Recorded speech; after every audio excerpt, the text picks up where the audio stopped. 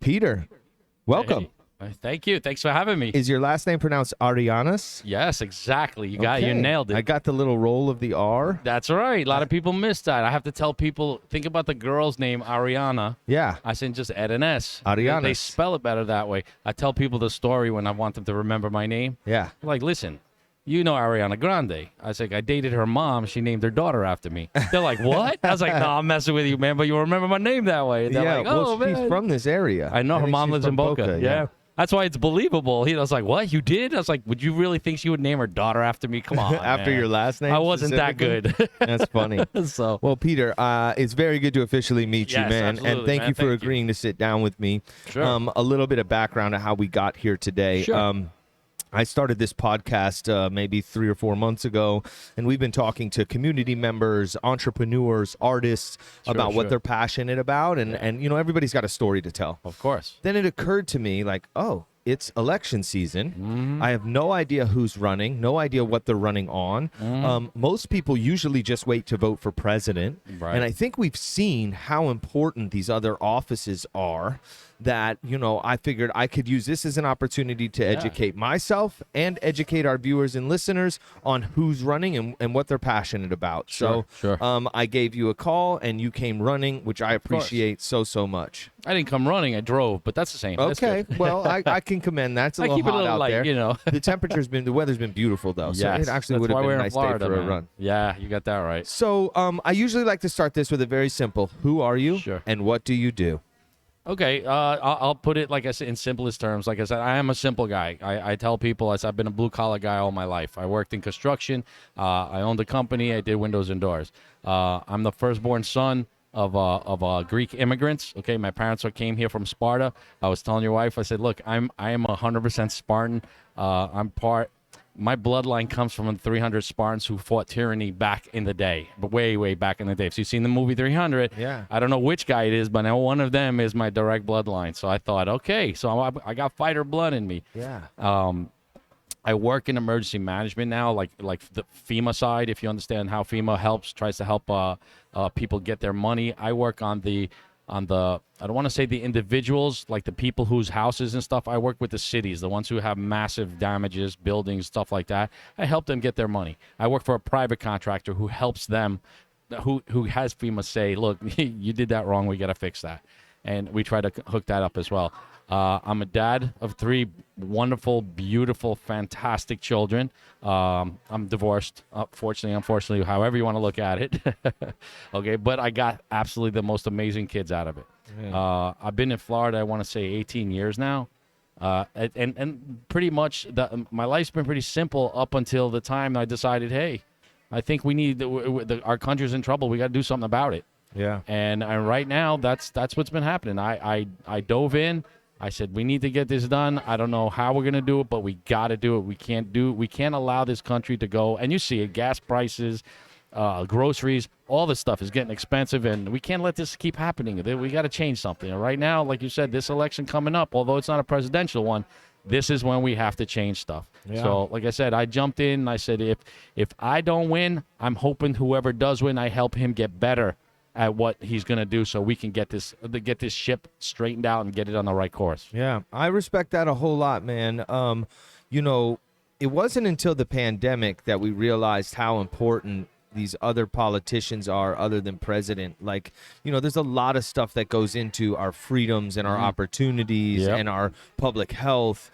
And, you know, some would say that this past couple years was handled terribly, you know, with the lack of public health messaging and with, you know, shutting down small businesses. And, you know, listen, we always want people to be safe, right? It's the most important thing. And initially there was like a real worry that this thing was going to kill 10% of the population. Yes. And we had no idea what it was. But very soon thereafter, we started to see, like, okay, we know who this is going to affect. We know who's at risk. Right. And let's not, you know, decimate our economy, and then in turn cause even more illness and death. You know, when it comes to depression and anxiety and suicides and whatnot. Sure. So it was really this past couple years that I got really interested in what was happening in politics and what can we do to shape our future. Yes. You know, because a lot of people are hands off and they just take like what's given to them and complain about it on social media. Absolutely. You know, so I'd love to talk to you about the things that you're passionate about. Sure, now, you're running sure. for Congress, right? Yeah, United States Congress. Yeah. So I am completely ignorant on civics, right? Okay. And maybe we can go over some basics real quick. Sure. I've had two gentlemen on who are running for U.S. Senate. Okay. Right? Are you able to explain the difference between Congress and Senate? Sure. The United States, the way it's set up, we have three different branches, okay? The presidential branches, and then we have the Senate, which is like the lawyers, and the Congress is with the guys who make up the laws. The easiest way to explain it is like Congress makes the laws, Senate says if they're good laws, if they're constitutional, and the president says, okay, I'll put my stamp on it. Okay, cool. But the thing is, fortunately for our country, because in our Constitution, each one has to overlook the other. So this way, there's no way that one of them could be stronger than the other. We pretty much watch out for each other and make sure that we're doing the right thing. Unfortunately, the last couple of years, it's been kind of one-sided, and that's why you're seeing what you're seeing, how they I completely disagreed with shutting down the economy. I was like, look, people are going to get sick. We're always going to get sick. I said, yes, it was bad. I thought it was going to be bad. And all of a sudden, it's like, it's not as bad as what's happening. Why are we doing this? Right. And it crushed a lot of companies.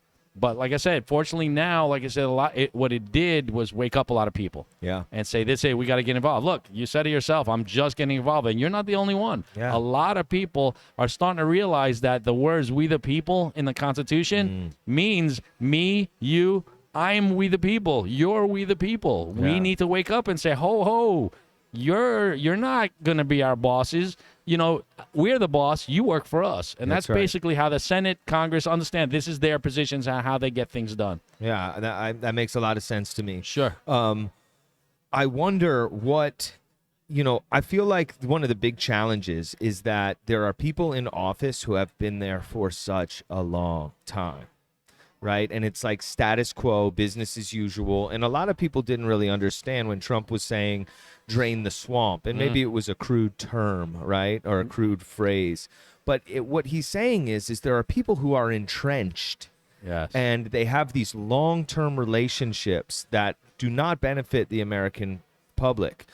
So I really like to see a gentleman like yourself who is not a career politician. Right, you're a career businessman, and a blue collar guy, and you're like, you know what, I can go in here and enact some change. Yeah.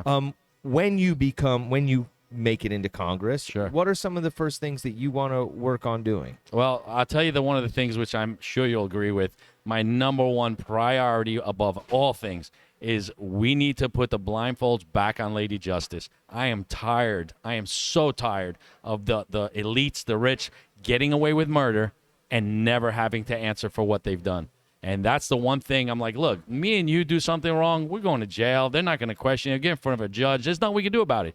But these people are doing things illegally, and all of a sudden it's like, she should be in jail. Like, well, why ain't she going to jail? I'll give you an example.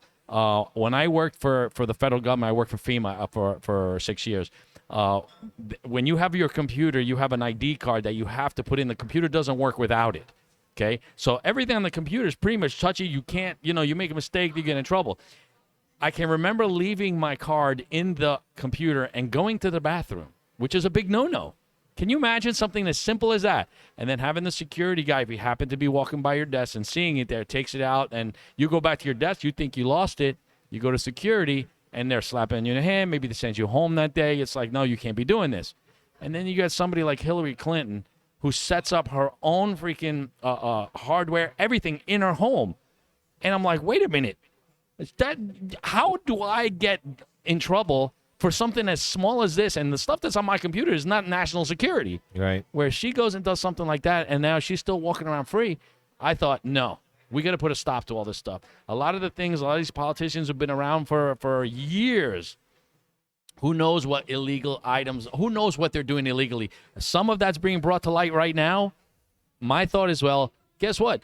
We caught you. You're in trouble. Well, where are Where are the sheriffs? Where are the Boy and Girl Scouts? The guys who love this country? Where are they that we can say, listen, we need to arrest them?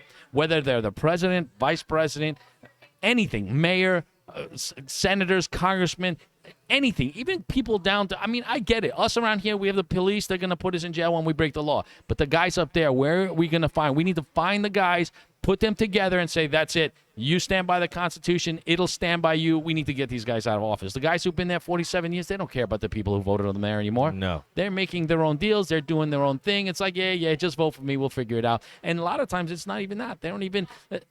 voter integrity, all that voter stuff that's going on illegally, so many votes. I'm thinking, you know what? How come we've caught a lot of these guys? And you start hearing bits and pieces in the news how like this was a fraud, this was that, this was this. I was like, okay, fine, we caught them. Why aren't we bringing them to justice? Where are these people? Where are the people who are going to arrest them and say, that's it, we've had enough of your crap? So the first thing, my priority is that. But my second priority, which is right up there, is these guys have been there too long. Okay, there are people out there signing contracts before they get into Congress saying, listen, you're only going to stay this long. My thought is you shouldn't be in office more than 8 years. The president's only going to be there for 8 years. The congressman shouldn't be there more than 8 years. The Senate, they have 6-year terms. So 2 terms would be 12. I'm like, okay, you know what? We can work with that. Yeah. All right. But more than that, no, they need to go. We can't have this. Our country, our forefathers, the people who wrote the paper, who wrote that documentation, who wrote that freaking Constitution, okay, those guys said, any farmer, lawyer, businessman, whoever, go do your civic duty, stay for a few years, put your input so we can make this country balanced, and once you're done, you're out. I've said this on my campaign. There's a bunch of people who I think agree with it. That I said, listen, give me 8 years because our terms are only 2. I said, you can't do much in 4. I said, give me 8 years, and I give you my word. I'm walking out. I'm not staying in government. I don't like politics. It is dirty. It's ugly. I've seen some things. I'm like, wow, these people are crazy. Yeah. But yeah, that's my first priority is first to get them in justice and then make sure that these guys don't stay in office too long. Yeah, I think, the real sad thing is we've all lost faith in the institutions in our country, between the people who make the laws, tell us what to do, and then the media, the way the media reports on it is just like, you are either drinking the Kool-Aid, or you realize that it's all nonsense. Yeah. And the media, the free press is supposed to be putting these people to the fire, and that ended a long time ago. Oh, yeah. We know in the media, these people are reading off of teleprompters. That information is then disseminated down to them from God knows where. Yes. Everybody's talking the same narrative. And, this may be a bit conspiratorial, but maybe some people are afraid to go against some of these people because they're afraid for their lives. Of course. I mean, there is, some weird stuff that we've heard about people who go against some of these elites that they are no more, So, one, I appreciate your bravery because that's what it's going to take is brave people to go in there and shake things up a bit. Right. And they say that absolute power corrupts absolutely. Yeah. And I think that's what we're seeing. Oh, yeah. You know? Oh, I couldn't agree with you. I couldn't agree with you more. That's exactly what's happening. Our media has been taken over by the left, and they're basically whatever they want to say, they will say it. Like you said, they're reading off the same prompter. I know you've seen the same memes where everybody's saying the same words. Like, wait a minute, there's 100 different stations, and they're saying word for word the same exact thing. Somebody's controlling that. Yeah. But see, that nobody bats an eye at that, or I at know. least the people on the left don't. Like, my poor father, he was sending me texts like about vaccines. Not to get in too deep, but Sure. My wife and I made a health decision for ourselves that we weren't going to be vaccinated. Okay, we understood. I did a lot of paying attention, right, and figured out. Okay, we're not in an at-risk group. There's Sure. not enough safety data on this vaccine, and there's actually big questions about whether it could affect my wife's ability to have children. Yes. So we decided to not get vaccinated. Well, my father was texting me every day. And Really? it gets to the point where he says, I don't want you to die because you're getting bad information from the internet. I Right. said, Dad, I'm not really in the at-risk age group. And he said, well, it killed a baby. I said to him, Dad, did you hear that on CNN? And he said, yes. right? Because to him, CNN is the Bible. Right. And I'll tell you what, I used to be that way. Like, I like to be informed, right? Yeah. So I would watch CNN as a young man, thinking I'm watching, like, a balanced news that's telling me about everything that's happening. And it's funny, there's also a phrase of, like, if you're a conservative as a young person, you're an asshole, but if you're a liberal as an adult, you're an idiot or something like that. Yeah, you're so right. I definitely switched over because, you have, like, these ideologies as a young kid, like everything's, like, free and, Sure. sweet. But then it's like, wait a minute, we got to get down to business here. And my eyes opened. Like, Sure. CNN is towing the line of Yep. the left. Yep. And if you don't realize that, you're just it's just propaganda. Yes. Hands know? down. You couldn't have hit that on the head even. It's perfect what you're saying. You're absolutely right. I am in complete agreement with you. Yeah. I thought the same thing. I was like, I don't trust these vaccines. The more and one thing I learned, like you said, the CNN, I was like, I don't know if I trust these guys anymore. So I started doing all my research. I said, let me do it outside the country. People, let me see what outside the United States is saying. And a lot of them were saying the same thing. It's like, look, these are the risk groups. These are this or whatever. And I thought, you know what? I'm going to take the chance, and I'm not going to take the vaccine either. And Yeah. I haven't been vaccinated. But I Right. got to tell you, I got COVID. Yeah. I mean, All we right. all did. Right. So and did the I'm at a high vaccinated risk. people. I am at a high Oh, well, risk so- group. Yeah. And I was over 55 years old. I had high blood pressure. I had diabetes. One thing good that COVID didn't let you do too much, so it's like everything dropped. I kind of got rid of everything. No kidding. But I was in those, so I should be dead. Right. But guess what? Because I was in good health, other than the diabetic, but I had it under control. Other than that, I thought, well, I was a high risk and I made it through. Like, who are these people dying? But the thing that the media is doing to us is fear is a very strong emotion. Strong. It can make you do lots of crazy things. But I could see in you, just in your eyes, you're not afraid of that stuff. They're like, I'll No. do the research and I'll tell you if I'm going to be afraid or not. You are more afraid of not having children than Yeah, you are of absolutely. getting. And you want to know something? I commend that because I'd be terrified. I told my kids, I said, my sons and my daughter, I go, I'm begging you. You can do what you want. I'll let you do. Their mother works for a hospital. And she's, please get it. And my kids were like, no, we don't want to do it. Because my kids, you know what they did? Same thing you did and same thing that the people who aren't followers did. They did their research. Right. And my kids saw it. They're like, Dad, do you see what's happening to people who are getting these vaccines? I was like, yes, I have. Dad, I'm not doing it. I said, I got your back. If you everything, you come against somebody, something happens, you call me, I'll come there, I'll come get you. I've got your back. Yeah. And guess what? My kids never got it. And here we are now at the back end of COVID where it's not around anymore. No one talks about it anymore. And I'm thinking, look at this. How great is this? But the other thing that they're not talking about, look how many athletes have died and they've been vaccinated. It's unbelievable. It's crazy. Yeah. It's crazy. People are dropping dead from Yeah. mitochondria. Mitochondria. Yeah, yeah. I can't think. I always lose the term when I'm looking for it. But it's Mitochon- inflammation of the heart. mitochondria. Yeah, Yeah, inflammation inflammation of the heart, and they're Inflammation of the heart. dropping dead. And these are athletes, right? Yes, dude. I lost my brother-in-law last weekend, man, because he been vaccinated, so sorry double to hear shot, and that. I was like, as soon as I heard it, I was like, I told him, and he was really high risk, and I'm like, man, please don't, and he's like, no, I have to do it my job. I was like, get another job. How did he pass, if you don't mind me asking? He was hanging out with his kids, watching TV, and he wasn't feeling good, and they took him to the hospital. His heart stopped, and I'm thinking, and that's all they'll tell us. His heart stopped. That was it. I'm thinking, so what was it? The fact that they said his heart stopped, I thought, I know what it was. I said, I know no one's going to talk about it. I said, but that's okay. I'm so sorry, Thanks, man. He's my best friend. He's Yeah. my best friend. And my ex-wife's brother, but he was still my best friend No, even I after the understand divorce, that. you know? Oh. And yeah, you see these people and you're like, you can't say anything to them because you know what? They're stuck in what they think is right. They've been drinking the CNN Kool-Aid. Kool-Aid, Yeah. man. It's just wow. Yeah.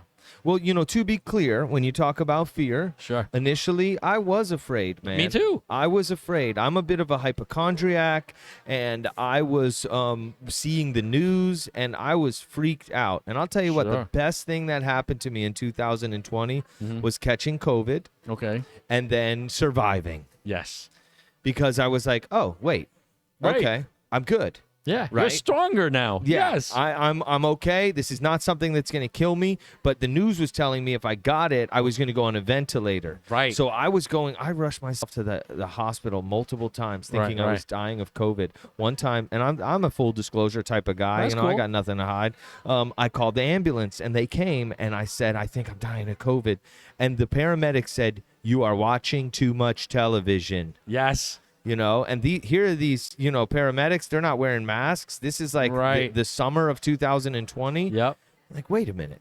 Am I being played here? Like, this is odd, And then September 2020, I got it. I was down for a few days, but my pharmacist, thank God for my pharmacist, he gave me vitamin D3, vitamin C, zinc, and quercetin. Quercetin is something that's an ionophore that helps zinc get into your blood or into your cells.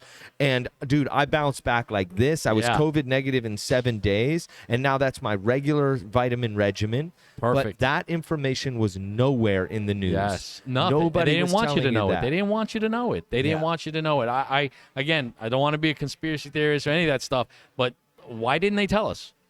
That would have helped us. The same thing with hydroxychloroquine or ivermectin. Yes. It was proven outside the United States, this works. Take this, take this. And doctors were being arrested for prescribing it. Like, no, we're going to take away your license. I'm thinking, why are you taking it? It works. It's been tested outside the country. Why aren't you talking about this? They wouldn't talk about it. There's theories that has to do with the emergency use authorization. Yeah. If there is a valid treatment or therapeutic available, then they can't keep their emergency use authorization for the vaccine. Right. But one of the good things that came out of the emergency use authorization is the monoclonal antibodies. Oh, yeah. These were saving people. But then our government said you can't use them anymore. Because they realized they was saving people. They were going to lose their emergency status. Look, FEMA's the one who gave that emergency status throughout the country. Okay. And like I said, I knew it when everything was happening.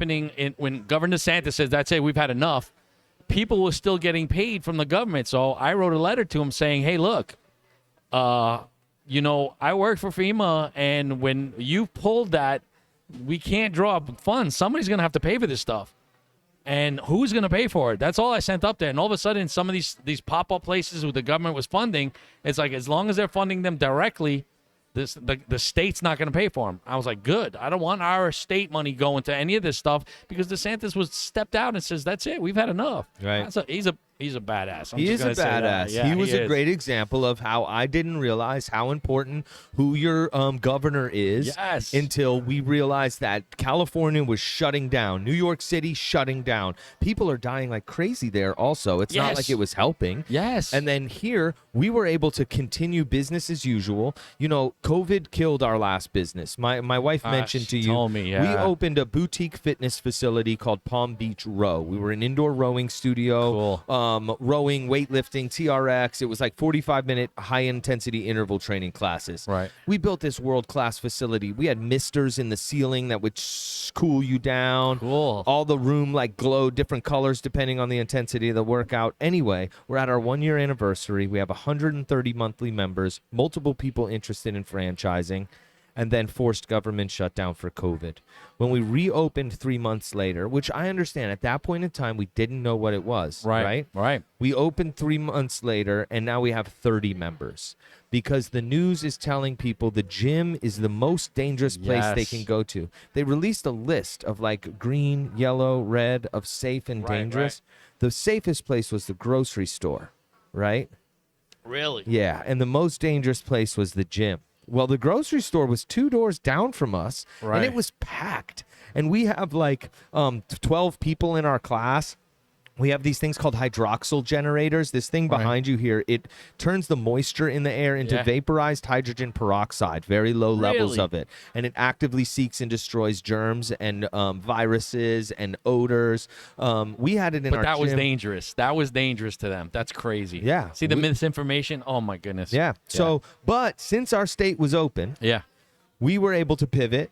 Good. You know, Good. we couldn't. Our landlord wouldn't work with us. It was like this huge billion-dollar corporation I that we were heard, just yeah. dealing with, like a legal department. Sure. But we're like, look, we're not tucking our tails. You know, so we found this place and we signed a lease in the middle of a global pandemic. Good. Our Hey, families dude. thought we were crazy, but we built it with our bare hands, and then the community showed up. Yeah. And we're coming up on our 1-year anniversary of this business, and we've Fantastic. surpassed the last business.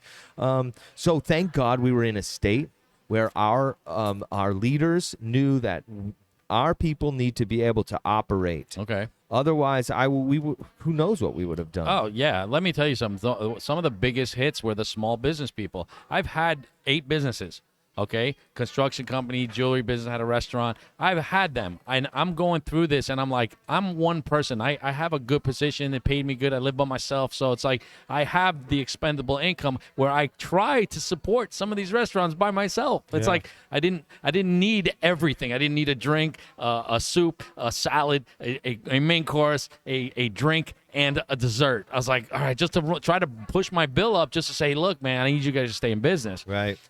But not everybody could do that. No. And some of these businesses closed down, and all I kept thinking is like, this is not good. Like I said, to hear you say that, let me tell you something. I'm proud to know you now. I was Thanks, like, yeah, man. I know this guy. This is good. He's a badass too, Yeah, man. thank And you you. need to keep doing it. I think that's fantastic because now I'm gonna promote your business. I appreciate Okay? that. Okay. I know you haven't heard me say that. We didn't talk about this. Yeah. And I'm telling you, I love hearing stories like that because that's success. Those are modern day heroes. Thank you. I ain't much, but you are a modern day hero, bro. Yeah. Well, just people- to be clear, my wife is 75% of what we do here.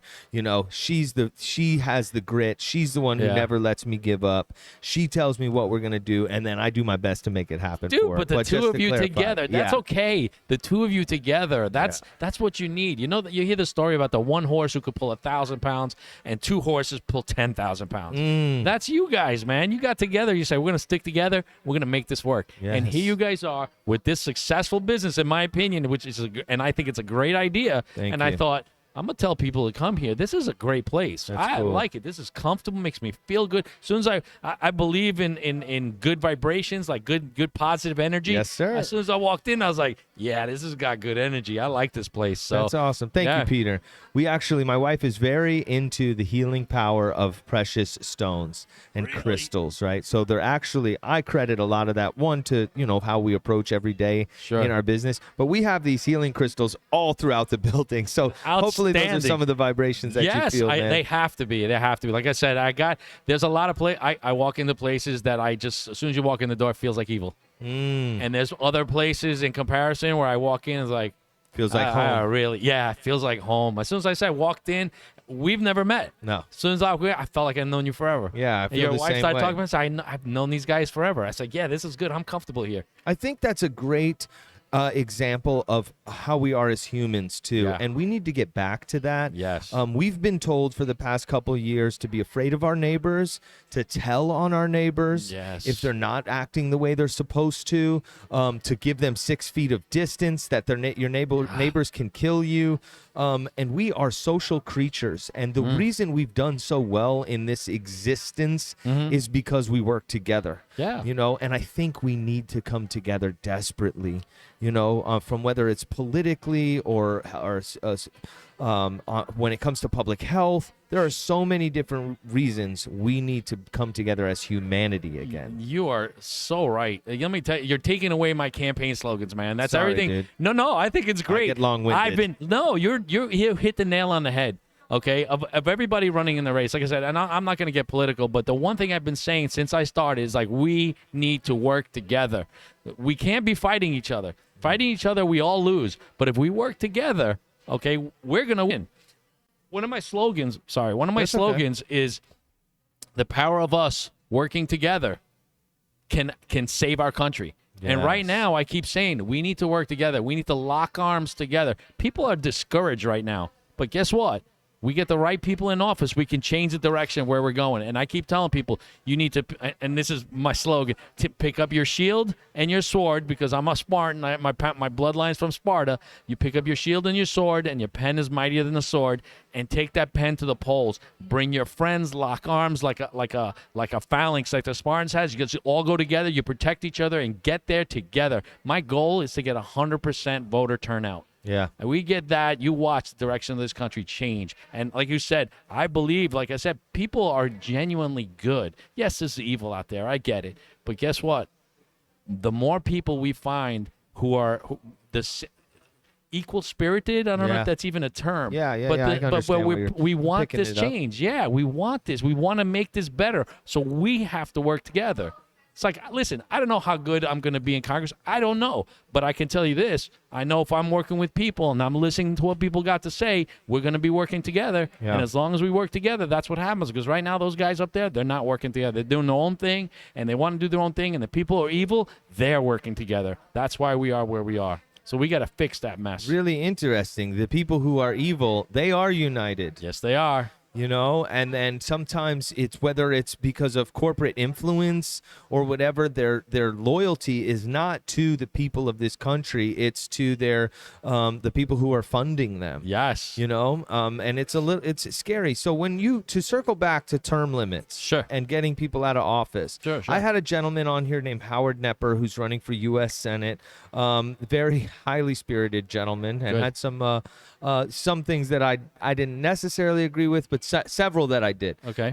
But he was talking about term limits also. Good. And he said the only way that's going to happen is with million people marches. And I mean, do you have any idea how we could make something like that happen? Well, I'll tell you, yes, I do. The more research I was doing, the more I've been finding out. You know, everybody keeps thinking that people in Congress and D.C. are the ones who are going to change that. And I thought, man, that's crazy, because why would you vote against your job? Right? And then I started to find out, because I have friends who are constitutionally strong. They understand the Constitution. They know what's going on. They're protecting it. They're guarding it. They're sheriffs. And they're like, this is what we have to do. Our Constitution has provisions. You know how we put term limits in? We get each state to say, we need term limits, because in the states, they decide what those guys do. And people have forgotten that they're misguiding us. And now what we got to do is get the word out there. It's like every state, if we got 50 states, we need all of them to say, you know what? We want term limits on those guys in Congress in D.C. So if they want it, then they are going to get it. Now we have to organize those guys. Again, we have to organize. There's term limits in the state of Florida. Anybody's running for Congress or Senate who are state senators or state congressmen, they have term limits. They got to go. Right. And I'm thinking, well, shoot, they're in place. Why don't we get them to pass the law that the guys who are running for D.C., that's it. That's the limit. We got to get them to go. So I just learned about this, and I want to say the last 2 weeks. And everybody I'm talking to, that's the words I'm coming out. We need to do this. This is how we're going to get term limits. The Constitution says that we the people need to decide that here locally in our states. We're called the United States of America because Correct. each state is their own entity. Yeah. And we're working together to keep those people in D.C. Well, guess what? We control what those guys do. And we need to get them to do that. And right now, that's my plan is we got to get enough people to say enough. Get our local people to call Congress up in Tallahassee and say, this is the law we want these guys to do, and we need to pass it here. And then once we get all 50 states on board, then we'll do it. But like you said, we need to get organized. You're right. So we'll get there. Yeah. We'll get there because a lot of people are waking up. So Maybe we can help facilitate something, it's obviously, you know how to eat an elephant? yeah, baby. One bite at a time. One bite at a time. Yeah. So, and I think that's how this is going to have to work. And Yeah. maybe we can start organizing small events where we're, Sure. educating people on what we need to do to make that happen. Sure. Well, I think we're on the same page on a lot of stuff. Yeah, too. it seems like it. Yeah. Another thing I'm very passionate about is free speech. And I've been wearing a shirt a lot. I didn't wear it tonight, but it says legalize free speech. And it has Biden with a Hitler mustache, which is a little crass. But That's okay. But that's free speech. Free speech, exactly. Free speech seems to be under full-blown assault right now. Full-blown, yeah. Especially on the internet. What are your thoughts on big tech censoring free speech? Well, what my thoughts are simple. They shouldn't be doing it. They're not allowed to do it. They were given certain exemptions that they feel they can. And my thought is we need to put a stop to this. Okay, Trump's already doing it. There's a lot of people speaking out. The fact that they're doing that, we need to, again, they're breaking the law. they're breaking the law, and we need to bring them to justice. Yeah. You know what? I can tell you that when there's nobody slapping their hand, there's nobody putting anybody in jail. I can tell you when I was a little kid, my mom said, stay away from the oven, stay away from the oven. And I was a young kid, didn't care. I'm going to check it out, Mom. And put both hands on the oven and burn the palm of my hands. Guess how many times I touched the oven after that? Zero. And guess what? Nobody's burning their hands. Right. So guess what? We need to show them, like, listen, you can't do that. You do this again. Because it's not like they're censored. Free speech, I love free speech. We have to have free speech, okay? The problem I have is that you're only shutting up people on one side, okay? The people who want to terrorize the country, people who are terrorists, or people who are just plain evil, great. I have no problem censoring them because that's the part of free speech that we need to protect. Yes, shut them up because they want to kill people. Right. The rest of them, they're allowed to say what they say. That's what this country is about. Yeah. But to shut just once, well, my opinion is the right opinion, and whatever you say is wrong, and we're going to shut you down. Yeah. Well, it's a slippery slope too. Yes. Because you start censoring, people are like, yeah, they should.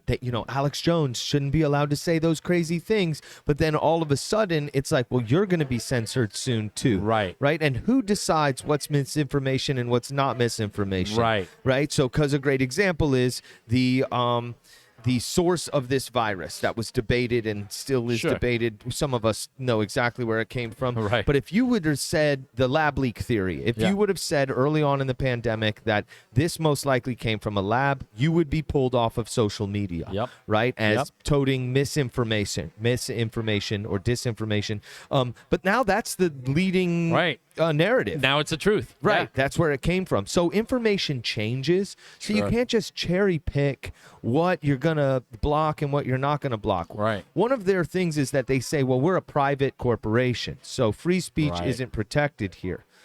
To me, social media has become the new town square. Yep. Right? These are where our ideas are discussed, especially since you said we can't gather in groups of 10 or more people. Yeah, exactly. Not you, but you know what I mean. I know what you mean, yeah. So it's almost like a utility. Yes. Right? And maybe it should be looked at as a utility.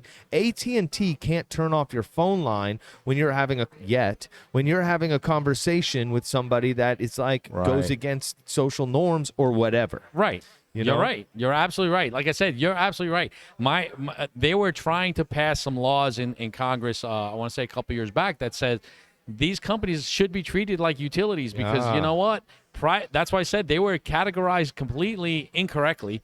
And if they're going to be, censoring people, then like, hold on a second, then nobody should be using them. But if we make them as utilities, then they can't do it anymore. Right. Like I said, privately, it's like, dude, you're people are fed up with that, and we need to bring them people to justice, like I said before. But enough is enough. It's like you can't block just one side because they don't agree with you. Right. I get where they're coming from, but no, you can't do it. You have no right to shut somebody up who doesn't agree with you. Yeah. I think it's been said that free speech needs to protect not speech that you agree with. It's the speech that you disagree with that needs to be protected. That's the whole point. Yes. Right? You can't just get rid of speech. There's a rapper who I like, this guy named Tom McDonald. Okay. And one of his lines in his songs is, there's a difference between hate speech and speech that you hate.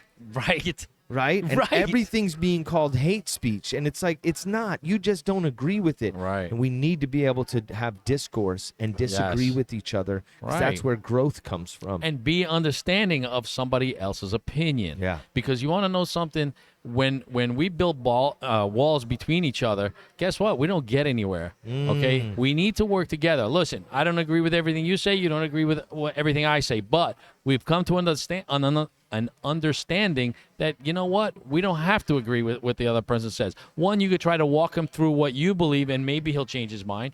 But guess what? It's okay if he doesn't. The problem is we've become so strict with our beliefs that no one has an open mind anymore. Yeah. And that's unfortunate. That's terrible. We stun the growth of a country when that happens. And that's what's happening right now. I believe we're going backwards, and that's why we have to change it. We got to put the right people in place and stop these fools. Yeah. Period. We got to stop these fools from doing this to us. I think social media has had a big impact on how people are digging their heels into the sand because they're able to just unfriend, block, Yes. and they create these echo chambers of positive reinforcement to their ideas. Sure. And then, so in their existence, in their scrolling existence, the only thing that's like what they perception is reality, all they're perceiving is stuff they agree with. Yeah. You know? So it's like, and not only that, but we're not talking to each other anymore. No. It's No. all through this screen. You know, if you were Yes. to run into somebody who has an opposite belief as you at a watering hole like this, Sure. are you going to start saying F their mother and, you know, or are you going to probably have attacking a them, yes. conversation with them? You know, Right. most people can come to terms with Right. we can agree to disagree, or, you know, I never really thought of it that way. Right. You know? Right. People, they're not leaving themselves open to hearing the other side. Okay. I now because I'm in the public light, you won't even call it, I want to listen to what everyone has to say. Some people say some crazy stuff. I'm going to tell you, it's outright crazy. I look at them like, whoa, like, where did that come from? But you know what? There's others who you're like, okay, I don't necessarily agree with that. How about we talk a little bit? Right. Let's find out what you're thinking. Maybe I can understand what you're trying to say better. And then if you don't like what I'm saying, maybe you can understand. You don't have to agree with it, but you understand. And that's what we have to come to. We have to come to a point where we start to understand each other and say, that's okay. Look, I'm Greek. We talked about that. I love Greek food. I grew up with Greek food. To me, it's just food. Right. Okay. But others, okay, I tell you one food I don't like, Thai food. It's just not to my liking. Really? But that doesn't mean I hate Thai people, or Ah. it doesn't mean I hate people who make Thai food. Right. And there's people who like it. So that doesn't mean, oh, we're not going to talk because I like Greek food and you like Thai. That's ridiculous, but some people get to that point. Yeah, and And- they're handling their politics that way. Exactly. And then we got to stop that. It's like, come on, all right, I don't like Thai food. Okay, that's fine. You don't have to like Thai food. Yeah. You move on to something else. Eat what you do like and live and let live. We can still sit at the same table and eat. Yes, exactly. Dude, how many restaurants are there? If you don't like Thai food, great. Order something else. Yeah. Or which I just started to do, which took me a while. People are like, we're going to Thai food. I go, everybody? I'm like, okay, I'll go. Give me the one that's the least Thai, that I don't taste the Fermented fish sauce? yeah, just get me the one that doesn't taste like that. Give me something different. And guess what? I've been trying certain things. Like people are here, try with mine. It's not like, and I'll try it. Yeah. Why? You got to have some pad thai, man. Pad thai is just like noodles and chicken. Really? You just want to get it without the fish sauce. Right, That's one right. of the things my wife really doesn't like about Thai food. And I wouldn't have eaten it before, too. Pad thai is delicious. But do you see how we went from hating it to compromise. okay, it's not so bad. You know, maybe there's a couple things I like in this, but that's what we need to do as a country. Yeah. We need to change that. We need to be like, hey, look, maybe you don't like it a lot, but take a little chunk of it, take a little taste, and maybe you'll learn to appreciate it at a different level. Yeah. We need to learn to compromise with each other. Otherwise, we're headed towards disaster. Yes, without a doubt. Disaster. Without And a the rest of the world is looking at us like, with what's like salivating at the mouth because they see us crumbling. And how Yes. much of it is also being caused by external forces that are just like Yes. kind of using our freedom against us. Oh, You know, yeah. social media is filled with like Russian troll farms and information that is disinformation. Yeah. I heard something that 18 of the top 20 fundamental Christian groups on Facebook Yeah. are run by Russian troll farms. Really? 18 of 20 Wow. of them, That's crazy. right? That's And a if crazy number, yeah. And if you are getting your information from this, Yes. it's all it's to make you think a certain way against your fellow man. Sure. There was one group that was like a Texas separatist Facebook group, All right. and then like a Muslim fundamentalist group, Right. both run by Russian troll farms, and Wow. they set up rallies across the street from each other on the same day. No. You Oh, know, my and this goodness. is Russia fucking with us. Of course, man. You know? Like I said, they send these evil people in and they have us fighting with each other. They want to separate us. And that's why I keep thinking, like, we got to stop that. Yeah. Okay. And like what you're saying, there's a lot of people out there just trying to make a mess. They want it. There's a lot of people trying to destroy this country, without a doubt. But guess what? There's a lot of people outside this country who are looking at us saying, please fight because you're the only thing we have left. Freedom is where you guys are at. please don't lose this country, because if you lose it, there's nowhere else left to go. Yeah. My parents came here. People are dying trying to get here from Cuba in rafts. Yeah. Why?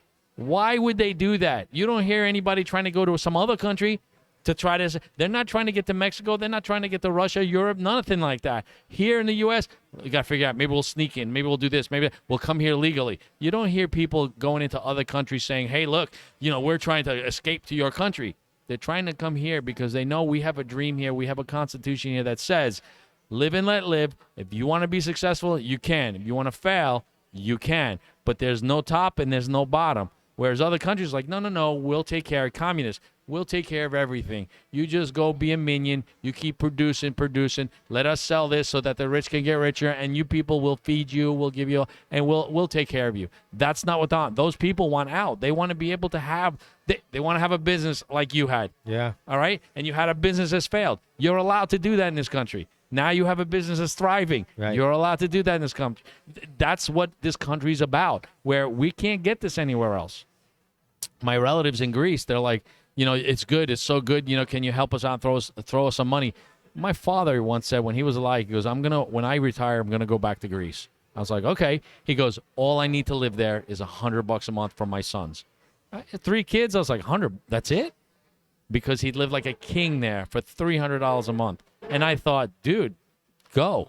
Now, fortunately, he passed away shortly after he retired. But my thought is, you know what? This is what other countries have. This is all they have to offer. Where they come here, you can live great because you can do the things that you're allowed to fail and you're allowed to succeed here. Yeah. These are the things this country's about. People want to come to America. Yes, there's a lot of people trying to destroy us because they're jealous. They're evil. They want in our country what they have in theirs. They have no life. They can't live. We don't want you to live either. Right. But there are people who are sad right now and see what's going on here because they see the path.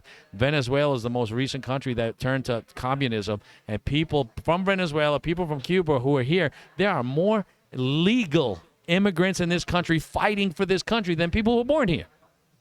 And I'm like, man, that's got to tell you something. Like, come on. But the press, you don't hear it in the news. Nope. CNN will never talk about that. But guess what? These people are forming groups all over the place. I work with a friend of mine who's from I want to say it's not Yugoslavia, it's what they chained into. But she comes here, one of the Slovak countries. Okay. And she comes here, we need to fight this, Peter. We can't have this. We don't need communism here. We have to change what's going on. And I'm thinking, of course we do. Right. Of course we do. And they came here for that because they knew what they had back there wasn't good. And this is the only hope of the world. And we need to fight the heck out of it. Dude, we need to fight like our forefathers did, man. That's what we got to do right now. That's well where said, we're at. man. I think that touches on another good topic for us to Sure. kind of dig into a little bit is immigration. Sure. Right?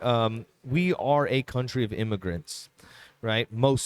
A lot of them. I mean, unless you're Native American, Right. everybody immigrated to this country, right? Sure. And a lot of people can trace their ancestry outside of the country. Of course. But there is a lot of people up in arms about the way immigration works in our country. Yeah. Right? Do you have a passionate stance on what we can be doing with immigration to make it like less people coming illegally and more people coming legally? Sure. Let me tell you, I told you my parents were immigrants. Okay, they came to this country legally. Okay, they went through the documentation, they took the time, they did everything right. It took them some time. I don't know how long it took them, but I can tell you there's other people who I'm hearing, it takes us a year, 2 years, but they do it legally. Okay? Those same people who did that are up in arms because the ones who are coming in over our border, it's like they're coming in here, we're giving them everything. It's like, wait a minute, we don't even know who they are. We don't know if they're bad, if they're good. We don't know anything about them. I look at our country as our home, all right? And I look at my home, okay, where I live. At night, okay, I don't have a fence around, but I live in a condo. But when I did, okay, I had a little fence around my house. Yeah. Okay? And anybody who wants to come to my house had to come through the front door. Yeah. And I would allow it because they, it's like, hey, who are you? Yeah, you're selling cookies? Yeah, all right, let me talk to you. Because they came to my front door and knocked on it. The fact that there was nobody jumping the fence, no one was coming, breaking down my windows and doing anything trying to get into my house. We have to look at our country the same way. Listen, I know there's people trying to get here. I just finished saying that. They want to be here. Right. I'm like, yes, I want you here too. But we have to do it in such a way that, listen, our forefathers said, you want to come to our country? Great. You have to abide by our rules, and you got to do it the way we're telling you to do it, the proper way. Now, do I think we need a wall? Listen, I believe people should come. They're going to come to this country? Great. Come through the door. Don't come through the window. Don't come over the fence. Come the right way so we can say, yes, welcome. Let's put you through the right process, get you legal, and get this happening. The fact that there's some of us here, a lot of us here who pay taxes, are paying for people who aren't doing anything. Yeah. What is this this thing where if you get separated from your family when you're illegally coming into this country, right, we'll give you $400,000? Something I've along heard those that. lines? I don't know how true that is. I'm still doing the research on it. But I can tell you that a lot of these people coming in, they get a phone. They get, I think, $1,600 the first month. They put them in a place to live. And I'm like, wait a minute. Like, the rest of us are working our butts off. We have to pay for our phones. We gotta earn that money, and we gotta pay rent or mortgage or whatever. Yeah. How is this okay? And then I think of my parents. Like, wait a minute. My parents had to make sure the paperwork is right, had to work for somebody, had to prove that they're living somewhere, that they're doing the right thing. Their bosses had to write documentation to say, hey, look, yes, he does work here. He's working. He's got a job. You know, he's a good member of society. I'm like, yes, that's it. And then you hear these people coming in this country, and I love that they want to come. Right. But, like, dude, come on. You got to do it the right way. Yeah. I think it's funny when people say, like, well, if Trump becomes president, I'm going to Canada. It's like, have you ever tried to get into Canada? Yes. It's not easy. It's not easy, no. If you got in a bar fight 6 years ago, they don't want you in Canada. Right. And it's because they have secure borders. Yes. Right? And it's like, we're not saying we don't want more people to immigrate to this country. Right. It's an honor, right? And obviously a lot of us come from immigrants, right? But like, you can't throw your child over a fence. Right. Right? It's like, and if you think about the mentality of that, I try to think about it sometimes, like, I couldn't imagine what it would be like to be living in, like, you know, with cartels and whatnot. It's terrifying. Sure. Right? And maybe there's a humanitarian aid that we can offer on that side of the border, right? But Right. We do it for every other country. Right. Why not for Mexico too? Listen, I've been hearing there are more people. There's people from Haiti coming over. And I'm thinking, wait a minute, how did they get to Mexico? Like, they had to take a plane. Or a boat. I'm thinking, wait a minute, they took and that's a far distance. And then I start hearing about Middle Eastern people coming in through the border. I'm thinking, wait a minute.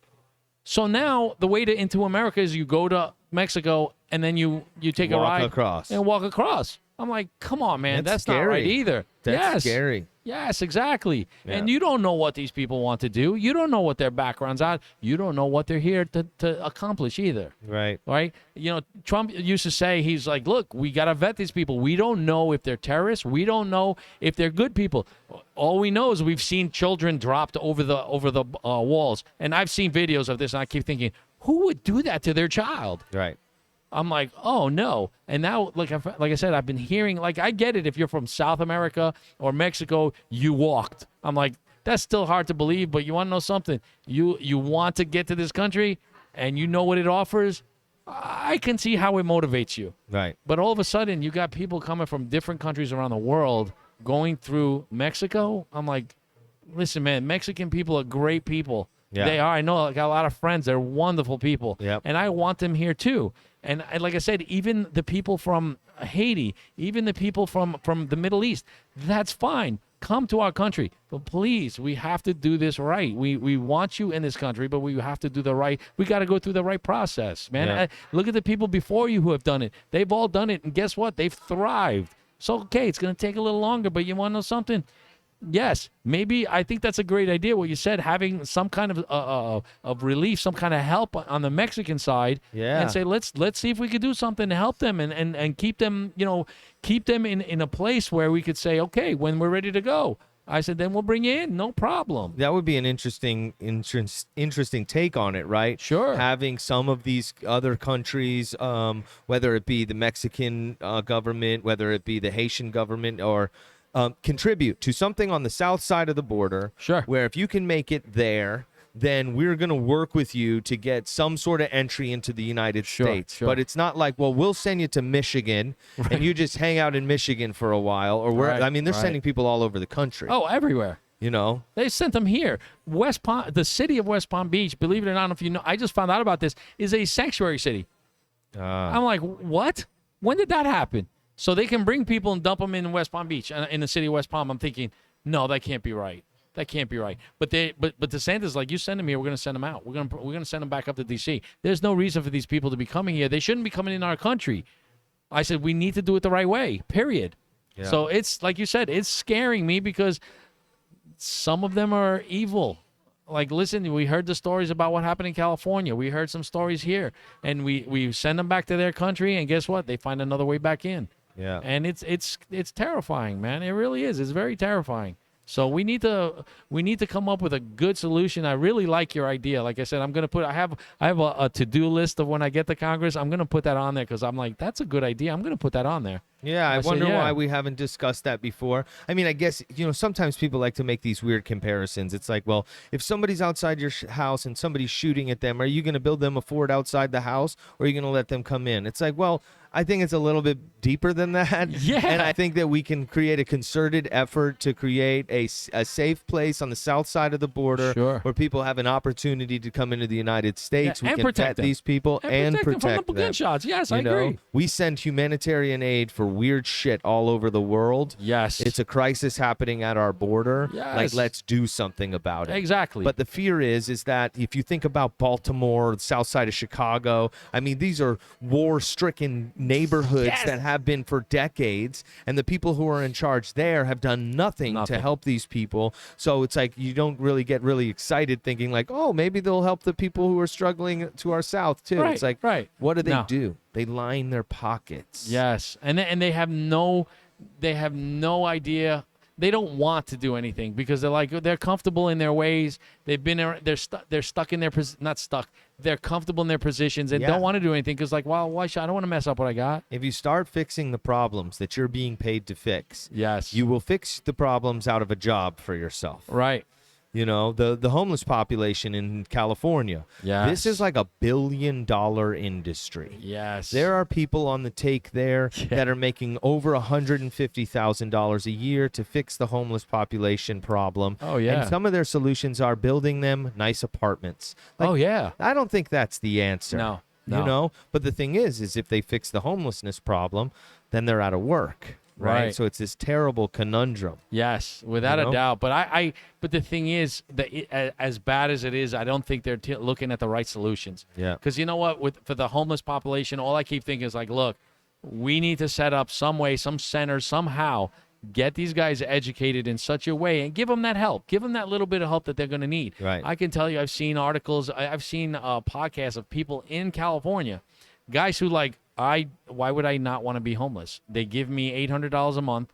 I sell some drugs on the side. Yeah. I got a pretty good life. Yeah, I'm I think a large wait a minute, what? I think a large portion of the homeless population in California, say that 3 times fast, is not from California. No. They're all going there Yes. because they're incentivized, and it's a Yes. similar thing that's happening at our border. You start offering these crazy incentives, Yes. then it takes away if people weren't incentivized to go to California, they might think twice before leaving where they're from. Sure. You Sure. know? You're absolutely right. You're absolutely right. Like I said, when I hear that, I'm like, why would you think homelessness is a good thing? I'm like, no, that can't be it. But that's what it is. You see it happening and you're like, okay, when did this go down the wrong road? Yeah. And how did nobody see this coming? But like you said, they're as corrupt and they're making tons of money. They're on the and then take. why should we change it? Because, we got a good life this way, Yeah. so I don't know. Something that's huge in world news right now, and it's terrifying a lot of people, is this potential World War III situation with Russia, with what's happening in Ukraine. Sure. It's really interesting, and I don't know if it's that the world is so polarized or the internet spreads so much information, but it's like you're either, are like, Russia's terrible and what they're doing to the people in Ukraine is terrible, or people are saying, well, Ukraine is as corrupt as they come. Right. And, what do you think, what's happening here, and what should we be doing about it or not Okay. be doing about it? Well, here's my thought. Okay, it's just my own personal thought. I could be wrong. I could not be wrong. Whatever. My thought is this: the people who are telling us what's going on in the Ukraine, about the Russians, about what's happening because now India's involved, and China's involved, and everything's going on. All this stuff is being told to us by who? Same people who told us that COVID was here and it was so bad, and the same people who are telling us all this evil stuff in the past. And I keep thinking, I don't know if I want to believe you because you lied to us back then. And like, what makes you think I don't believe you're lying now? But guess what? My thought is, you know what? Give me people who are there. Give me people who are reporting out on Facebook Live or TikTok or one of these medias that they can't control. Yeah. Get me that information. Let me see what's going on. And all of a sudden you start seeing fake information. I saw a video of a tank going down, one of the streets in the Ukraine. I'm like, wow, man, look at that. And then somebody stopped the video and said, hold on, take a closer look. And because there were dead people everywhere. And all of a sudden, as they're getting closer, this one guy's arm on the ground was like in the street with his hand out. And as the tank came closer, the guy just kind of like moved his arm. And I'm like, wait a minute, he's supposed to be dead. Right.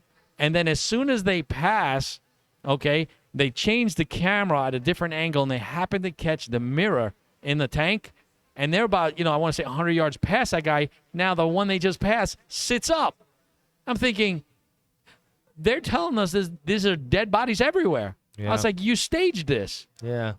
I'm like, listen, my antennas go up. We don't know what to believe, yeah. Man. We don't know what to believe. Right. I'm not 100% convinced that Russia's bad. Right. I'm like, I get it. Yeah, I know they went in. I know they're doing this. I've heard it from a lot of people, but what I still haven't, no one's convinced me of, are they really destroying the country or are they doing something good in there? Like, no one has told me one or the other. I'm like, look, I want to see both sides. What's happening here? Did you see the president of Ukraine on the Oscars? Yes. Or the Grammys? Yeah, I forget what it was. He does this speech that it looks like we're watching a James Bond movie, man. Yes. It's like, what is this? He says, well, you guys are sitting comfortably in your homes. We are being massacred here. And it was like, well, who gave this guy airtime? You just don't know what to believe. A lot of the initial videos we were seeing coming out of Ukraine, it was come to find out they were like cut scenes from video games. Yes, exactly. It's like, how do you believe what they're telling? How do you believe anything they're telling you now? Yeah. Like, even just to go back to COVID, they're telling these numbers and people are dying. And all of a sudden now, recently, they're saying, we kind of did the numbers kind of wrong. So maybe, we can adjust. And I'm like, hold on a second. You trapped us in our houses and now you think it's different? These are the same people telling us, oh, they're here destroying us. There's no Nazis here. There's no Nazis here. And I'm thinking, yes, there is. There's proof of it. Right. How do you say they're not there? There's plenty of people, local people, taking videos. They're sneaking around, getting the videos that they need. It's like, look, this is what's here. These are the people who are killing us. These aren't the Russians. And then you have other people saying, well, these are the Russians. That's what they're doing. And I'm thinking, listen, I'm not there. I don't know what's going on over there. But I have to question everything I hear. Everything. Yeah. And I tell people, do your research. Find out what's going on. Because who is Ukraine that there's such a big deal? If we recall, the first Trump was in trouble because he told the Ukraine guy, hey, listen, can you check out and see if anything wrong's going on? So he gets in trouble for it. Joe Biden and Pelosi and Mitt Romney and someone else, I can't remember who, but their 4 sons all have energy companies in the Ukraine. I'm like, wait a minute, how the hell does that happen? And like, you know what? I love watching NCIS on TV. Yeah. Because the Gibbs, the guy on the show, is like, there's no such thing as coincidences. I'm like, that's a hell of a coincidence that all 4 of these people have children there running gas companies making $80,000 a month. Yeah. I'm like, okay, so you want to badmouth everybody you're trying to destroy? You want World War III to happen so they destroy the evidence, maybe? Because that's a theory. Well, not only that, but, this military-industrial complex, these never-ending wars, you get the American people to you pull on their heartstrings while they're watching the Grammys for them to back a war with Russia. Right. Which I don't think is a great idea. I think it's a terrible idea. I saw something interesting that the past 2 times that Putin invaded Ukraine was while Biden was in a position of Yeah. high power, whether it was vice president or president. Yep. Everybody had a lot of bad things to say about Trump, but They respected him. does anybody else like look back and say like, well, we were kind of doing pretty well, Yeah. on the world stage, it seemed like. Listen, North Korea, they wised up. He's like, look, you got to stop doing that. And they were like, okay. Putin, same thing. Hey, listen, we'll make it. He was a businessman. He knew how to talk to these people. Yeah. And he understood where their allegiance was to their own countries. But he was. I've read a lot of books on Trump way before he was president. Okay, I followed him up in New York. I didn't agree with everything. I think he was a great president. I really do. I don't necessarily agree with everything, but that's okay. In this country, we can do that. We're allowed to do that. Right. And like I said, I still thought he was a great president. And one thing I learned about him, he knew how to come up with a win-win. And I'm thinking, you know what? He was always able to say, hey, listen, this is what we're going to do. It's a win for you and it's a win for us. And we can respect each other and walk away from the table saying, okay, we got what we wanted. Yeah. And he was a master at it. Yeah. And I thought, okay, so what is this knucklehead doing? He goes in, I'm going to send you Kamala Harris. And the minute all Americans heard this, it was like, oh no, we're going into a war now. Because they're not business people. All they know is politics. Right. You put somebody who knows business in there, and all of a sudden he does a great job. Now you put these politicians who are lining their pockets with money from the Ukraine or from wherever they're getting it from, China, whatever. Okay, all of a sudden you're like, something's not right here. And you understand what I'm saying. There's too many things that aren't lining up. The dots are not lining up. Something's wrong here. And I think in time we're going to find out the truth, and hopefully it won't be too late. Yeah. I think that, the other thing that Trump did well was this America First mentality. Yeah. We used to have like a little bit of American arrogance that was like healthy. Yes. Like it was good to be proud to be American. And now if you have an American flag in your front yard, you could be considered racist. And it's like that's the farthest thing from it. Obviously, there's been many social injustices done in this country and all around the world, and they shouldn't be forgotten, and there should be things done for people who were done wrong. But there's people who are ruling the world who think that we need to be a global economy. Right. And that puts the American people last. And a great way to look at that is what's happened with the outsourcing of American manufacturing to China and the importing of Chinese goods to America. And it has decimated the American middle class. Oh, big time. There is so many things that are outside. Let me tell you something. I am so disgusted hearing that because that's exactly what's happening. I went into I live by myself, so I had to go buy stuff on my own and stuff that otherwise when I was married we go together. I didn't really look at stuff, and so I started getting into politics, and I started thinking, man, these Chinese, man, they got a hold of us, and we don't even realize what a hold they have. I went into Bed Bath & Beyond. I was like, that's it. I'm not going to buy Chinese products. I just can't. I'm going to stop. I made a decision to stop. Yeah. I go into Bed Bath & Beyond. Everything I picked up, a little sticker, made in China, made in China. Finally grabbed one of the people. I said, I got a quick question for you. How many items in your store? Where are the non-Chinese items? They're like, dude, our store's got 90% Chinese products. I'm like, 90%? I'm like, what happened to the American products? Well, we don't have a lot of them. Even that other 10%, it's not American. Yeah, Taiwan or something. And I'm like, holy crap. And same thing, I'd go into some of these other stores, Marshalls and just any other store, and I'd be thinking, what the hell is going on here? Where? And then we look around, and I'm like, well, what do they make in this country? A lot of that stuff's been shipped out of this country. And Trump was trying to bring a lot of it back and say, listen, we need to start. It's going to be a little bit more expensive, but we're going to, in the long run, it's going to pay for itself. Right. And I got to tell you, every it's time going to create jobs, high-paying jobs that will, it boost the economy. It's terrifying that nothing is made in this country, but especially when you start talking about medicine. Yes. Oh my goodness, absolutely. That's huge. The fact that they have such a hold over us, the medical industry, the whole. You can see I get very frustrated when I hear about it. It's like it frustrates me. Because you want to know something? My mom, just to tell you a little story, my mom was one of those people who believed plants can heal you. Okay. We feel the same way, bro. People would go to my mom and say, listen, I've got kidney stones. What do I do? My mom's like, hey, listen, take some lemongrass, cook it up as a tea, do this, put some lemon in it and drink it, and you'll feel better. Give it a week, and they'll pass the stones. Yeah. And then someone this, and my diabetes is a little high, and what should I do? And my mom's like, hey, listen, dandelions, this is what you got to do. I used to laugh at that. I did. Yeah. And guess what? Now here I am, 30-something years later, thinking, what? They've discovered dandelions are so... And I'm like, oh, my mom knew about this. And she was one of those natural healing people, natural path, who's like, look, the way to do it is this. My mom she drank Greek coffee every single day. Okay? Then I find a study, maybe I want to say 5 years ago, that the people living longest is on an island right off the coast of Greece, 115 years old. The only thing they have in common is they drink Greek coffee every morning from the beans that were grown there on the island. Yeah. And I'm thinking, okay, the beans are from the earth. We're getting that nourishment. We're getting those vibrations from the earth in that coffee and their drink. And I keep thinking, you know what? These pharmaceutical companies have shut this down. They and just again, I don't want to sound like conspiracy theorists, but these pharmaceutical companies fund a weed company to destroy dandelions.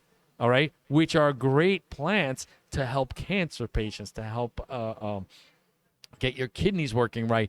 And then they'll sell you the drugs to help you get over it because you can't get that stuff. And the long list of side effects that come along with those drugs. Yes, exactly. It's like, oh, I'm like, no. And like I said, I'm one of the fortunate ones who, like I said, I have a parent who got it, who understood it. And right. my grandmother on my dad's side was the same way.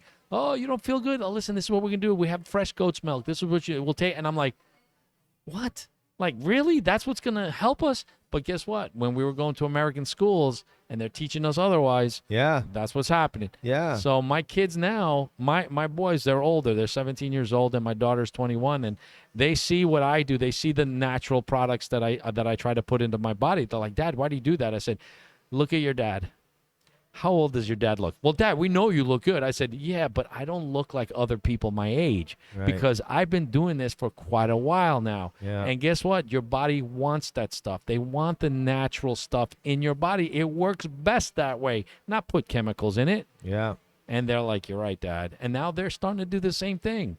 And my one son, he's like, Dad, I feel like $1,000. See, I feel great. I was like, what'd you do different? He goes, I'm trying to do what you're doing. I just want to put like natural stuff and not take garbage. I'm like, good. That's what you need to do. Yeah, it's unfortunate this country has been like, pushed with this like treat the sick rather than like create the healthy. Yes. And I had a gentleman on yesterday. This thing I'm drinking right now is coffee with lion's mane and cordyceps mushrooms in it.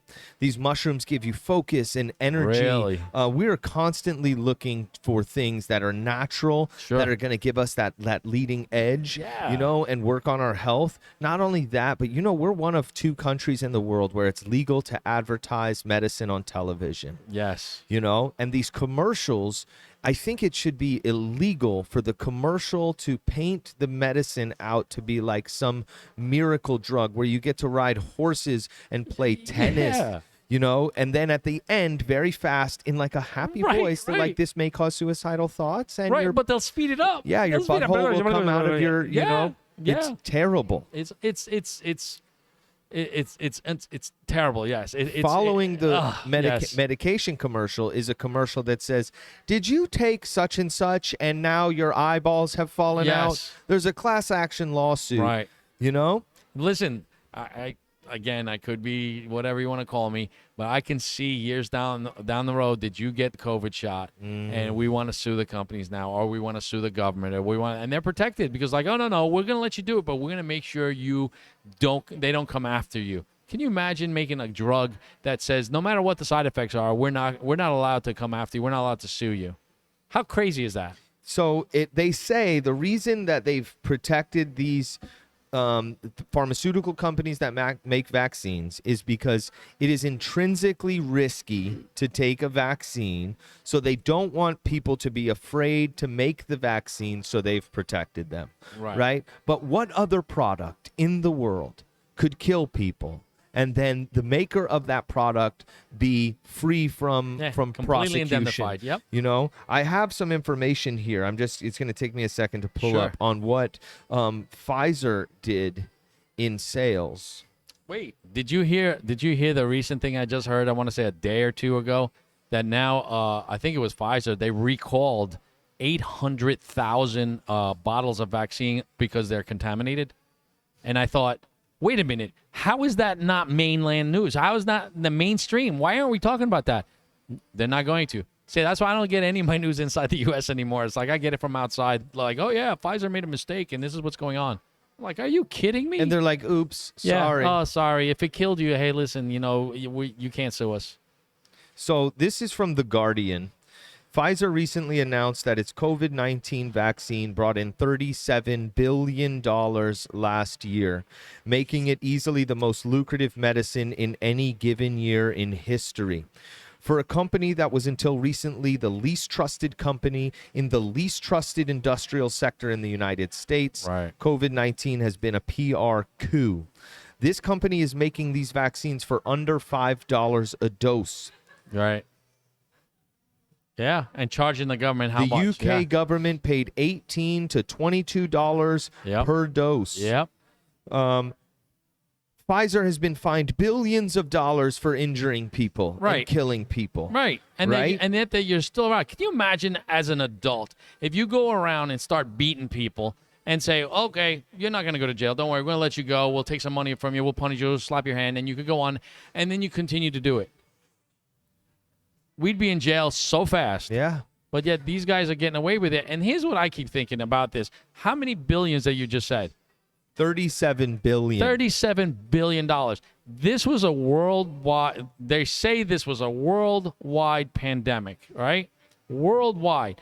Why wouldn't you do the humanitarian thing and say, look, we'll give it to you. We want to save the world too. So how about we give it to you for our cost? All right. Yes, we'll probably won't make as much money, but you know what? We're helping the world because a lot of people aren't going to die. Right. Look at the Mike Lindau, the pillow guy. He My Pillow. Yeah, he closed his factories and says, "Look, we're going to make ventilators for the hospitals because there wasn't enough. Because we'll make them free of charge. Right. So we can help our country get back to normal." Right. I'm like, okay. So why couldn't the pharmaceutical companies do the same thing? Let me tell you the other fucked up part about, excuse my language. They didn't even come up with the technology. No. The technology was the work of public money, university research, and a much smaller German company called BioNTech. Right. So, this is publicly funded research. Right. That now They're charging the us for. taxpayers are paying, and they're trying to mandate. Right, you start mandating something that's going to make a company billions and billions and billions of dollars. Like, what is happening? How can you not put those dots together? Well, the politicians who are pushing this are also stockholders in those companies. Like that's a conflict of interest, in my opinion. Okay, why is that allowed?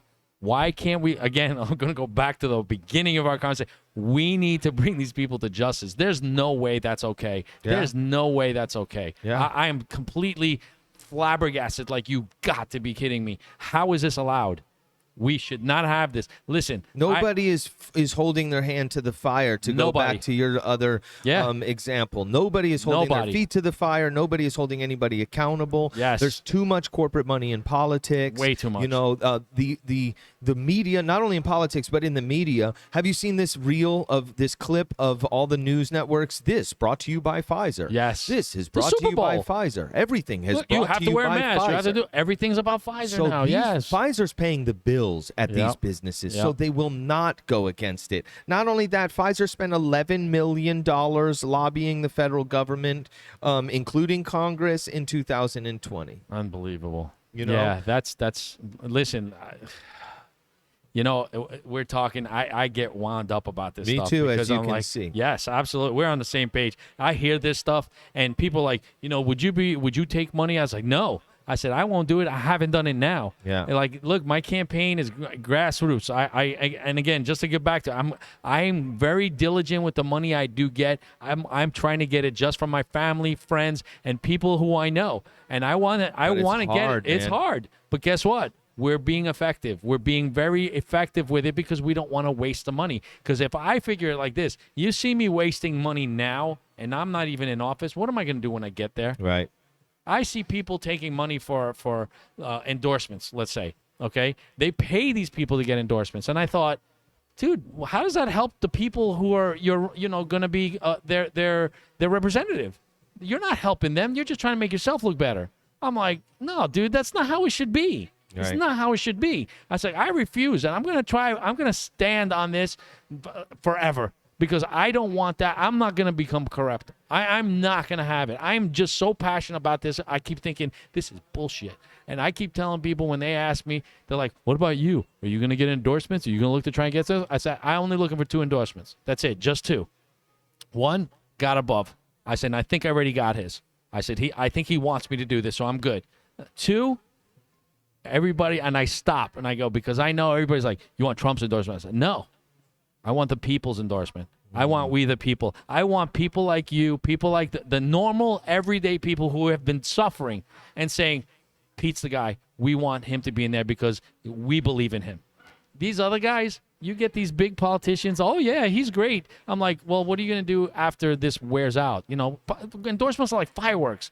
You either pay for them or you get them for free, light them up, they go up. Ooh, they explode. Ah, that's beautiful. You get your warm fuzzy, and then what? Nothing. What does that do for the people who are voting for you? What does that do for you? What does that do for anybody? Nothing.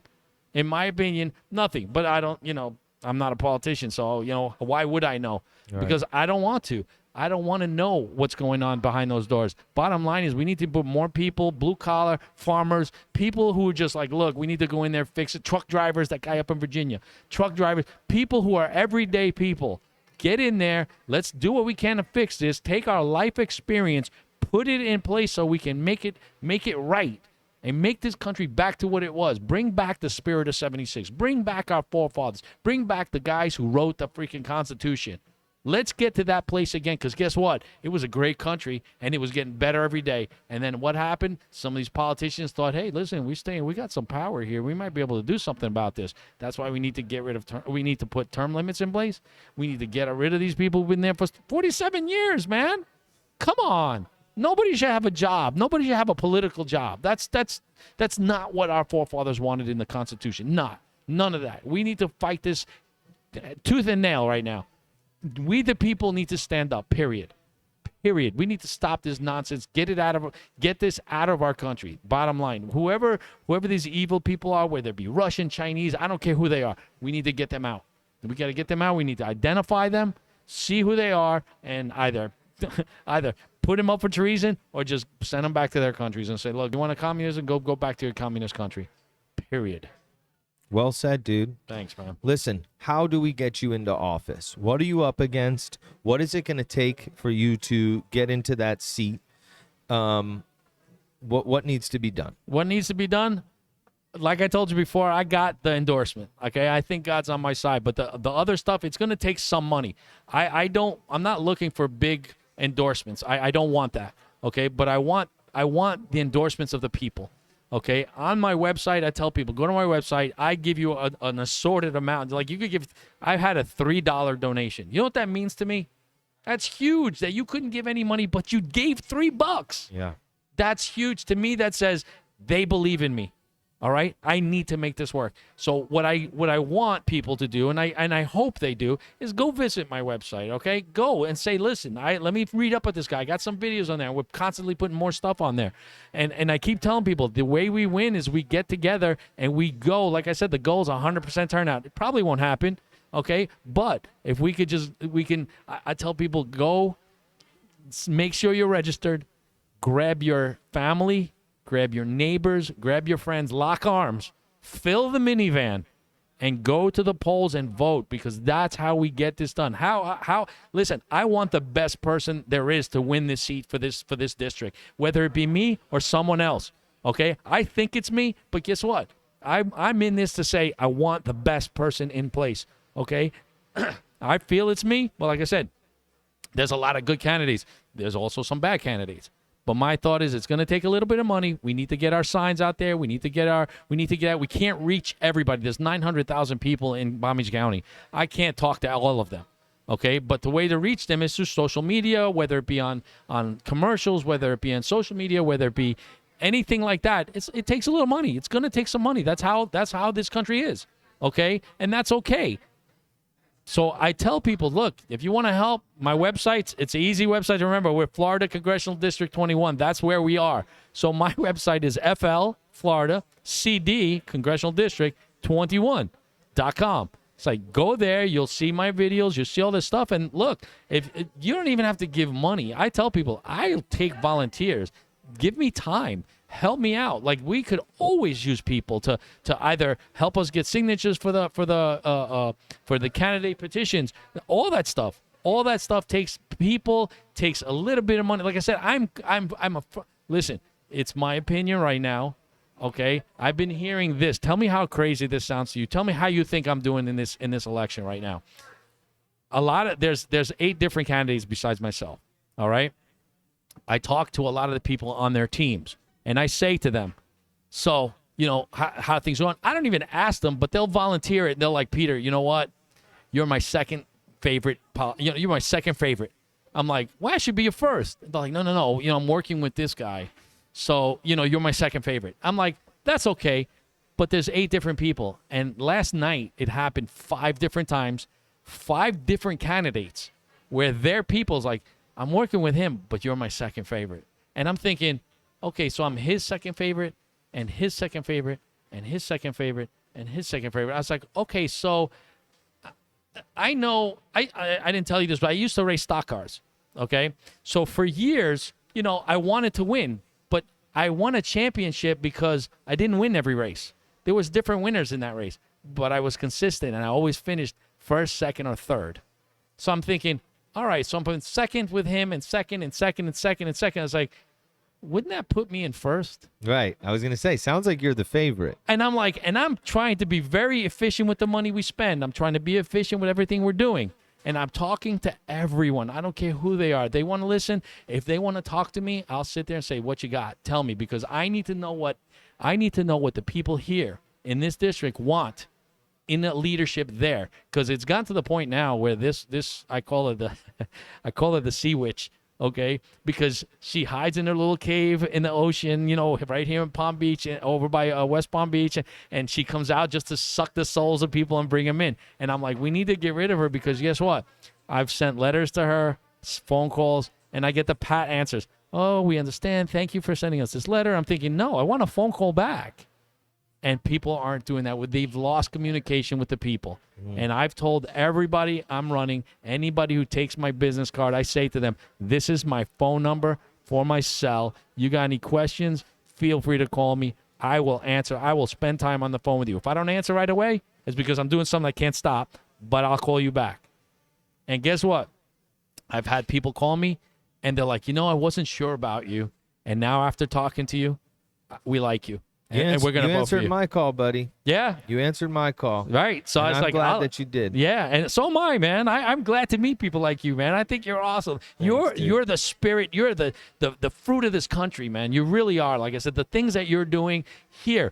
I know I look in such a big picture of things because, like, guess what? You'll inspire others to do the same thing. Okay? My children will see this and say, that guy is pretty cool, and he's got to play. It's okay to be cool and own a business. Yes, it is. Right. I said, and they'll see you and they see your wife and say, you mean we could be a happy couple and have a business? Yes, it's a great example. You're the examples we need in this country. So I'm telling you, keep doing what you're doing, man. I am 100% behind you. Ever need something? You got my phone number. Anything you need, like I said, I'd be more than happy to. Listen, I'm looking at this place saying, we could probably have a little event over here too, man. See if we can encourage these guys. Yes, absolutely. 1,000%, man. Whatever we can do to help what you have going on. I appreciate your passion. I appreciate your knowledge on the topics that we talked about. Sure. I know there's hundreds of other topics. So what I'd like to do is have you come back on in a couple months, update us on where you are in the campaign trail, talk about a few more policies, and it's very, very good to meet you. Dude, I am so thankful that you called, man. Yes, sir. I'm loving this. I'm grateful that you had me on here. I'm honored, actually. Yeah. Like I said, I'm humbled by a lot of this now, because the fact that people are saying this about me, I'm like, dude, I only thought of myself as a regular guy, blue collar. I swung a hammer all my life. I'm like, wow. I said, I want to make a difference, and it looks like it's happening. Peter, you're of guys exactly like you, what man. we Thank need. you. You're exactly what we need right now. We need Thank people who are blue collar, who have worked their asses off, who can see a brighter future for our country, Sure. And are willing to put their necks on the lines to do it, because it's not going to be easy. So I got a lot of respect for you, man, and I really appreciate you sitting down with me today. Listen, man, thank you for having me. I really appreciate it. Yes, sir. You did mention your website. If you can mention it one more time. Sure. And do you have a social media?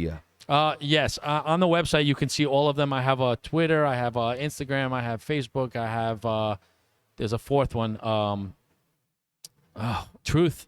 I signed up with the new one, Truth. Okay.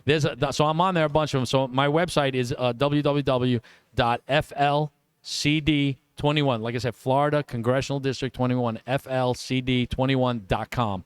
So go to that. Like I said, there's videos on there. It'll explain the plan that I have in place that I think and I feel is going to be what it takes to do this. And I got to tell you, just because it's one thing that just came into my head, I was like, one of the things, because a lot of people are discouraged, one of the steps in my plan is just keep the faith. You got to believe that we can change this. You got to believe it till the day we go there and we check off that box of who we want to win in the election so we can win that seat. We have to keep that faith. So, like I said, go to the website, flcd21.com. Look at the videos, watch them, and then, like I said, put your name and information in, and I'll keep you guys on the calendar. We'll shoot reminders to you when the primary election is, when the general election is, and give you events that are happening. Sign up for the events, because anybody can come to the events. Get to meet some of the people who are running for different offices. There's a lot of really good people running for school board, for city council. There's a lot of solid people. And I'm going to tell you, they are wonderful, and I encourage everyone to meet them. Like I said, I'm impressed with them. Like I said, they are terrific, because I got kids in school. Right. Yeah, they're wonderful people. So that's cool. Like I said, I'll let them know to give you a call. Please, I'd love to speak to anybody who's willing to sit down, who's running for office. I'm trying to have at least one per week. So anybody who who's interested, let's make it happen. Dude, I can set you up for the next 3-4 weeks, man. That's people wonderful. Who I'll tell them I was here, and I'll tell them you need to talk to them, and they'll be like, okay, set me up. That's wonderful. All right? I guarantee it. Dude, we got to help each other. We have to work together. That's the only way we win this thing. I agree. Because if we lose this election, we all lose. Yeah. Our country loses. We have to put in good people this election. We have to. There's no doubt about it. We got to get the right people in place. I agree. Peter Arianas. Absolute pleasure, man. Thank you so much. Pleasure's all mine, buddy. You guys, thanks for being a fly on the wall during this conversation. Make sure you go support Peter, and his information will be below. If you like what you heard, like, comment, subscribe, click all the buttons, do all the things, and we will see you next time live from Hakuna. Thanks, y'all. Later. Later.